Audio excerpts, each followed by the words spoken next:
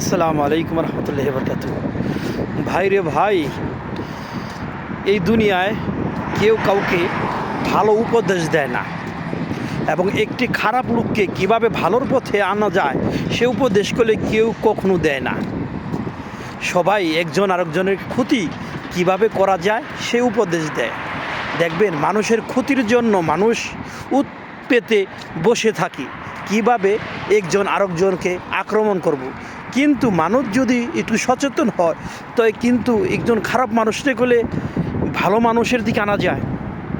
একটু সচেতন হলেই করলে খারাপ মানুষকে ভালোর পথে আনা যায়, কিন্তু আমরা সেই জিনিসটা করলে করি না। আমরা কি করি, নিজেদের স্বার্থ আমরা নিজেরা ভালো করে দেখি এবং অন্য মানুষকে কিভাবে ডাবে রাখা যায় সেই পথে আমরা অগ্রসর হই। কিন্তু এই জন্যই করলে দুনিয়া এই অবস্থা, হাহাকার সব জায়গায়।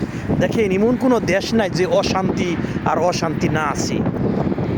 বর্তমানে যে অবস্থা, প্রত্যেকটা দেশে গেলে অশান্তি আর অশান্তি। এই অশান্তিটা কিসের জন্য জানেন? আমাদের সকল মানুষের জন্য।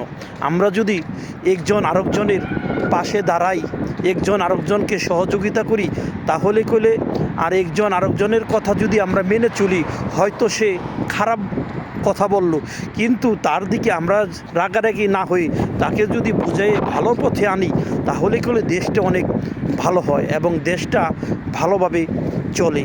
কিন্তু দেশটা করলে আমাদের সকলেরই, আমরা করলে ওইদিকে চিন্তা করি না যে দেশের ক্ষতি আমরা করি। কিন্তু সকলেই করলে ভালো হলে সকলেরই ভালো হয়, কিন্তু একটি খারাপ মানুষকে কিভাবে ভালো করা যায় সেই দিকে গেলে আমরা অগ্রসর হই না।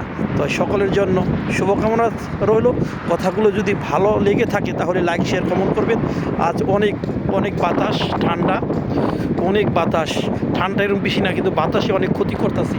দেখেন, আমরা পূর্বাসের মাটিতে এত কষ্ট করে উপার্জন করি কিসের জন্য জানেন? আমাদের দেশটা যাতে ভালো চলে, আমাদের সংসার যাতে ভালো চলে। সকলের জন্য শুভকামনা রইল। ভালো থাকবেন। আসসালামু আলাইকুম রহমতুল্লাহি ওয়া বারাকাতুহু।